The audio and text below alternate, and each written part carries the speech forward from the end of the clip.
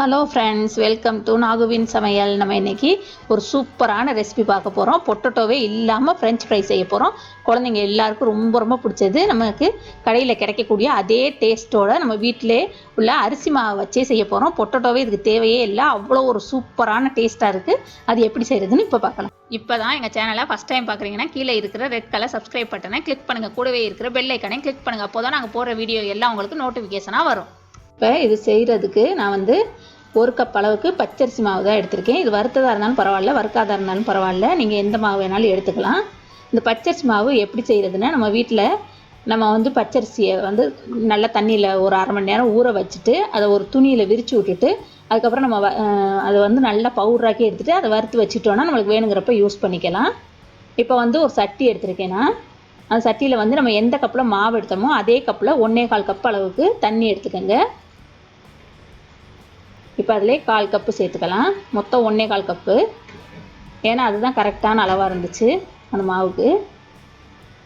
இப்போ அதில் வந்து 3/4 டீஸ்பூன் அளவுக்கு உப்பு சேர்க்குறேன். உப்பு வந்து அவங்கவுங்க தேவைக்கு தகுந்த மாதிரி நீங்கள் வந்து கூட்டியோ குறைச்சோ சேர்த்துக்கோங்க. இப்போ வந்து 1 டீஸ்பூன் அளவுக்கு நான் வந்து எண்ணெய் சேர்க்குறேன்.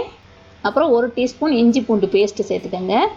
சேர்த்துட்டு அந்த இஞ்சி பூண்டு பேஸ்ட்டு வந்து நல்லா அந்த தண்ணியோட மிக்ஸ் பண்ணுற மாதிரி நல்லா கலக்கி விட்டுக்கோங்க. நல்லா கட்டியெல்லாம் எதுவுமே இருக்கக்கூடாது, நல்லா கலக்கணும். இப்போ தான் நான் வந்து அடுப்பை ஆன் பண்ணியிருக்கேன். இதுவரையில் ஆஃபில் தான் வச்சுருந்தேன். இப்போ ஆன் பண்ணிவிட்டு அந்த தண்ணி வந்து நல்லா கொதிக்கணும். நம்மளுக்கு மீடியமில் வேணாலும் வச்சுக்கலாம், ஹையில் வேணாலும் வச்சுக்கலாம். தண்ணி கொதிக்கிறது வரையிலும் நல்லா கொதித்து வந்தால் தான் அந்த இஞ்சி பூண்டு பேஸ்ட்டு வாசம் இதெல்லாம் போகும். நம்மளுக்கு இப்போ தண்ணி கொதிக்க ஆரம்பிச்சிருச்சு பாருங்கள். இப்போவே நல்லா வாசம் வருது. அது எல்லாமே சேர்ந்துட்டு இப்போ தண்ணி கொதிச்சதுக்கப்புறம் நம்ம வந்து அடுப்பை வந்து சிம்மில் வச்சுக்கோங்க. வச்சுட்டு நம்ம எடுத்து வச்சுருக்கோம்ல அந்த மாவு, பச்சரிசி மாவு, அதை வந்து ஒரேடியாக கொட்டிடாமல் கொஞ்சம் கொஞ்சமாக கொட்டி சேர்த்து கிண்டிக்கங்க. இப்போ வந்து அடுப்பை வந்து ஆஃப் பண்ணிவிட்டேன். இப்போ 2 டேபிள் ஸ்பூன் அளவுக்கு கடலை மாவு சேர்த்துக்கலாம். இந்த கடலை மாவு எதுக்கு சேர்க்குறோன்னா, இந்த ஒரு இதுவாக நல்லா கிறிஸ்பியாக வர்றதுக்காக தான் கடலை மாவு சேர்க்குறது. 2 டேபிள் ஸ்பூன் சேர்த்தா போதுமானது. சேர்த்துட்டு 2யும் அரிசி மாவும் கடலை மாவும் நல்லா கலக்கிற மாதிரி மிக்ஸ் பண்ணிக்கோங்க. அடுப்பில் வச்சு மிக்ஸ் பண்ணோம்னாக்கா நம்மளுக்கு வந்து இதுவாயிரும், அடி பிடிச்சிரும். அதனால் அடுப்பை வந்து ஆஃப் பண்ணிக்கோங்க. இப்போ பாருங்கள் நல்லா கிண்டியாச்சு 2யும் சேர்த்து. இப்போ நான் வந்து அடுப்பை வந்து ஆன் பண்ணிவிட்டேன். ஆன் பண்ணிவிட்டு நல்லா லோ ஃப்ளேமில் வச்சுக்கோங்க. இங்கே பாருங்கள் எவ்வளோ சிம்மில் வச்சுருக்கேன்ட்டுனா அந்த மாதிரி சிம்மாக வச்சுக்கோங்க. நல்லா வச்சுட்டு இப்போ இதை வந்து நம்ம மூடியை போட்டு ஒரு 30 செகண்ட் மட்டும் வேக விடணும். மூடி போட்டு வேக விடுங்க, அப்போ தான் எல்லாம் ஒரே மாதிரி வேகும். இப்போ 30 செகண்ட் ஆயிடுச்சு. அடுப்பை ஆஃப் பண்ணிவிட்டு பாருங்கள் நல்லா மாவு எல்லாம் வெந்து நம்மளுக்கு நல்ல ஒரு மணம் வரும். நல்லா மாவு வெந்ததும் நம்மளுக்கு கலர் தெரியும் மாறி இருக்கும். அப்படி ஒரு மாதிரி வெள்ளை கலராக இருந்தது வேறு மாதிரி கலர் மாறி இருக்கும். அதை வச்சே நம்ம தெரிஞ்சுக்கலாம். இப்போ அதை வந்து நான் வேறு ஒரு பவுலில் வந்து மாற்றிட்டேன். இது இப்போ கொஞ்சம் சூடாக இருக்குது, கொஞ்சம் ஆறட்டும். இப்போ சூடு கொஞ்சம் ஆறிடுச்சு. இந்த நேரத்தில் நம்ம ரொம்ப ஆற விட்டுறக்கூடாது. லேசாக வெதுப்பாக இருக்கையிலே நம்ம வந்து கை வச்சு பிசையணும். அதுக்கு வந்து கையில் ஒட்டாமல் இருக்கிறதுக்காக நான் கொஞ்சமாக எண்ணெய் தடவிக்கிறேன்.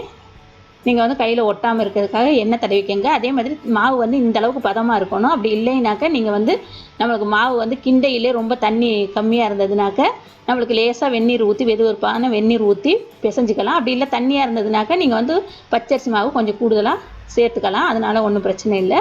இப்போ வந்து பாருங்கள் நம்மளுக்கு வந்து இந்த மாவு சரியாக இருக்குது, தண்ணியாகவும் இல்லை கெட்டியாகவும் இல்லை. இப்போ நான் வந்து 1 டேபிள் ஸ்பூன் அளவுக்கு எண்ணெய் சேர்த்து இந்த மாவை வந்து நல்லா பிசைஞ்சிட்டேன். இந்த மாதிரி நல்லா சாஃப்டாக பிசைஞ்சு எடுத்துக்கணும். எல்லாம் ஒன்று சேர்கிற மாதிரி கை வச்சு பிசைஞ்சால் தான் நல்லா மிக்ஸ் ஆகும். இப்போ இந்த மாவு பிசைஞ்ச உடனே நம்ம என்ன பண்ணிடணும், ஒரு மூடி போட்டு மூடி வச்சிடணும். அப்படி இல்லைன்னா ஒரு துணியை போட்டு மூடி வச்சுருங்க. மாவு வந்து சீக்கிரமே காஞ்சி போயிடும். இப்போ அதில் ஒரே ஒரு இதுவை வந்து நான் 2 பாகமாக பிரிச்சுட்டு ஒரு இதுவை எடுத்து பச்சரிசி மாவு தான் நம்ம வந்து இதுக்கு யூஸ் பண்ணிக்கணும். தேய்க்கிறதுக்கு சப்பாத்தி கட்டையில் வச்சு தேய்ச்சி எடுத்துடலாம். வேறு மைதா மாவோ கோதுமை மாவோ யூஸ் பண்ணாதீங்க. பச்சரிசி மாவை வச்சுட்டு இந்த மாதிரி நம்ம வந்து அழகாக கொஞ்சம் கனமாகவே தேய்ச்சிக்கணும். இந்த அளவுக்கு கனமாக தேய்ச்சிக்கோங்க. அப்போ தான் நல்லாயிருக்கும். நம்மளுக்கு ரொம்ப லேசாக தேய்ச்சோம்னா நல்லா இருக்காது. இப்போ ஓரத்தில் லேசாக கட் பண்ணிக்கிறேன்னா, நான் வந்து இன்றைக்கி பீஸா கட்டர் தான் எடுத்திருக்கேன். நீங்கள் கத்தி கூட யூஸ் பண்ணிக்கலாம். கத்தியை விட இது வந்து ஈஸியாக கட் பண்ண வருன்றதுனால நான் வந்து பீஸா கட்டர் எடுத்திருக்கேன். அதில் வந்து லேசாக பச்சரிசி மாவோ இல்லைன்னா இது எண்ணெயோ தடவிட்டு இந்த மாதிரி கட் பண்ணிங்கன்னா அழகாக வந்துடும். இந்த மாதிரி மெல்லிசாக கட் பண்ணுங்கள். ரொம்ப ரொம்ப மெல்லிசாக கட் பண்ணால் தான் நம்மளுக்கு வந்து ஃப்ரெஞ்ச் ஃப்ரை மாதிரியே கிடைக்கும். இப்போ பாருங்கள் எல்லாத்தையும் கட் பண்ணிவிட்டு இப்போ இந்த நீளத்துலேயும் நம்ம வந்து கட் பண்ணிடலாம். நடுவில் கட் பண்ணிவிட்டேன் பாருங்கள். இப்போ ஓரத்தில் இருக்கிறதையும் கொஞ்சம் சமமான அளவுக்கு நான் வந்து கட் பண்ணி எடுத்துக்கிறேன். இந்த மிச்சம் இருக்க மாவெல்லாம் நம்ம அந்த மாவோடு சேர்த்துட்டு பிசைஞ்சிக்கலாம் நெக்ஸ்ட் இதுக்கு. இப்போ அதே மாதிரி இந்த ஓரத்தையும் கட் பண்ணியாச்சு. இப்போ பாருங்கள் நம்மளுக்கு எல்லாமே கட் பண்ணி ரெடியாக இருக்குது. இப்போ இந்த அளவுக்கு நம்மளுக்கு செஞ்சது பார்த்திங்கன்னா இந்த அளவுக்கு கனமாக இருக்கணும். அப்போ தான் நம்மளுக்கு வந்து ஃப்ரெஞ்ச் ஃப்ரை வந்து சூப்பராக இருக்கும். நம்ம கடையிலலாம் வாங்குவோம்ல அதே மாதிரி இருக்குது பாருங்கள் இதை பார்க்கையில். இதே மாதிரி நீங்களும் கனமாகவே செஞ்சுக்கோங்க. இப்போ அடுத்தது நான் வந்து இதே மாதிரி தேய்ச்சி எடுத்துக்கிறேன். நம்ம தேய்ச்ச உடனே என்ன பண்ணிடணும், இந்த சைடு துணியை போட்டு மூடி வச்சுருங்க, இல்லைன்னா காஞ்சி போயிடும். காஞ்சி போச்சுன்னா நம்மளுக்கு வந்து அந்தளவுக்கு கிறிஸ்பியாக இதுவாக வராது வறுக்கையில். இப்போ ரெண்டாவது இதுவும் அதே மாதிரி நான் வந்து தேய்ச்சி எடுக்கிறேன். பாருங்கள் எந்த அளவுக்கு கனமாக இருக்குன்னு. நீங்கள் வந்து லேசாக தேய்ச்சிடாதீங்க, அப்புறம் அந்த மாதிரி வராது. அதுவையும் அதே மாதிரி ஃபஸ்ட்டு கட் பண்ணோம்ல அதே மாதிரி மெல்லிஸாக இதுவையும் கட் பண்ணி எடுத்துக்கலாம். இந்த மாதிரி தட்டில் வந்து நான் வந்து எடுத்து வச்சுட்டு துணியை போட்டு உடனே மூடி வச்சிடுறேன் எல்லாத்தையுமே.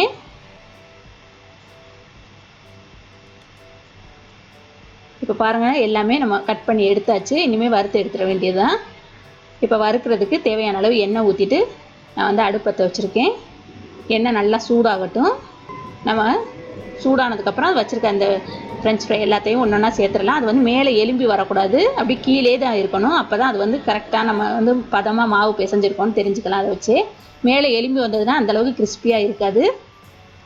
இப்போ வறுக்கிறப்ப அடுப்பை வந்து மீடியம் ஃப்ளேமில் தானே வச்சுக்கோங்க, ரொம்ப ஹையில் எதுவும் வைக்கக்கூடாது. அப்படி இல்லைன்னா லோ ஃப்ளேமில் கூட வச்சு வறுக்கலாம். லோ ஃப்ளேமில் வச்சோம்னா ரொம்ப லேட் ஆகும், மீடியமில் வச்சோம்னா கரெக்டாக இருந்துச்சு. இது ஆனால் வேகிறதுக்கு கொஞ்சம் டைம் எடுத்துச்சு, ஆனால் ரொம்ப ரொம்ப சூப்பராக இருந்துச்சு டேஸ்ட்டு. இப்போ பாருங்கள் இந்த மாதிரி பொன்னிறமாக வந்தவுடனே நம்ம வந்து எடுத்துடணும். நல்லா வறுபட்டது நம்மளுக்கு தெரியும். அந்த மாதிரி வந்த உடனே நம்ம வந்து எடுத்துடணும். ரொம்ப கருக விட்டுறாதீங்க. எப்படி நம்ம கடையில் கிடைக்கிற மாதிரியே சூப்பராக இருக்குது பாருங்கள். நிஜமான ஃப்ரெஞ்ச் ஃப்ரை மாதிரியே இருக்குது, பொட்டேட்டோவில் செஞ்ச மாதிரியே. இப்போ இதே மாதிரி அடுத்ததையும் நான் வந்து வறுக்கிறேன். அந்த சைடு மூடி மூடி வச்சுருக்கேன் பாருங்கள், துணியை போட்டு அது மாதிரி மூடி வச்சுக்கிறணும்.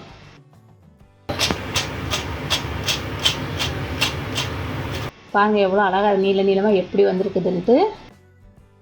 இது ஆனால் வறுக்கிறதுக்கு இது ஃபுல்லாக அந்த மாவு ஃபுல்லாக நான் வறுத்து எடுக்கிறதுக்கு 30லேருந்து 35 நிமிஷம் ஆச்சு.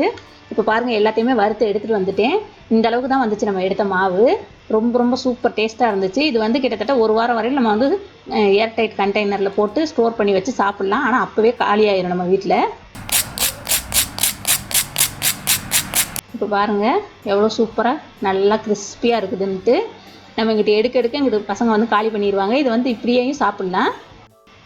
இப்போ நான் வந்து அதை வந்து மிளகாப்பொடி போடுறதுக்காக இந்த மாதிரி ஒரு டப்பா எடுத்திருக்கேன். நீங்கள் வந்து கண்ணாடி டப்பா இருந்துச்சுனாக்கா கண்ணாடி பவுல் கூட எடுத்துக்கலாம். என்கிட்ட வந்து கண்ணாடி பவுல் இல்லாததுனால நான் அந்த மாதிரி ஒரு பிளாஸ்டிக் டப்பா தான் எடுத்திருக்கேன். அதில் வந்து இப்போ கொஞ்சமாக நான் வந்து உப்பு சேர்க்குறேன். ஒரு 1/4 டீஸ்பூனை விட கம்மியாக தான் சேர்க்குறேன் உப்பு. நீங்கள் அவங்க தேவைக்கு தகுந்த மாதிரி சேர்த்துக்கங்க. ஒரு 1/4 டீஸ்பூன் அளவுக்கு தனி மிளகாப்பொடி சேர்க்குறேன். ரெண்டையும் சேர்த்துட்டு நல்லா மிக்ஸ் பண்ணிக்கணும். இப்போ நம்ம வறுத்து வச்சுருக்க ஃப்ரெஞ்ச் ஃப்ரை எல்லாத்தையும் அதோடு சேர்த்துடலாம். சேர்த்துட்டு டப்பா வந்து மூடி போட்டு மூடிட்டு நல்லா அதை வந்து குலுக்கணும். இங்கிட்ட அங்கிட்டுமா குலுக்கி எடுத்தோன்னாக்க அது எல்லாத்துலேயும் மிக்ஸ் ஆயிரும்.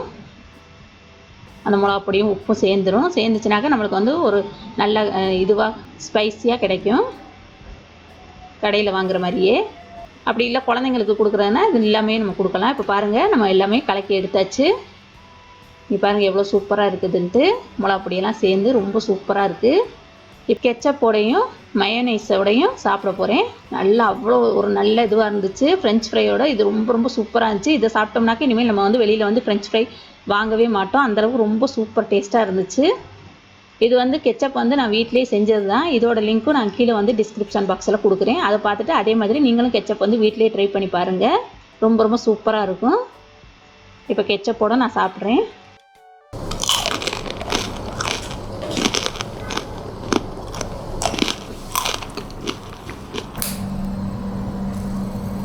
ரெண்டோடையுமே ரொம்ப ரொம்ப சூப்பராக இருந்துச்சு. இதே மாதிரி நீங்களும் ட்ரை பண்ணி பாருங்கள். இந்த வீடியோ உங்களுக்கு பிடிச்சிச்சின்னா லைக் பண்ணுங்கள், ஷேர் பண்ணுங்கள், சப்ஸ்கிரைப் பண்ணுங்கள். கூடவே இருக்கிற பெல் ஐக்கானையும் கிளிக் பண்ணுங்கள். தேங்க்யூ.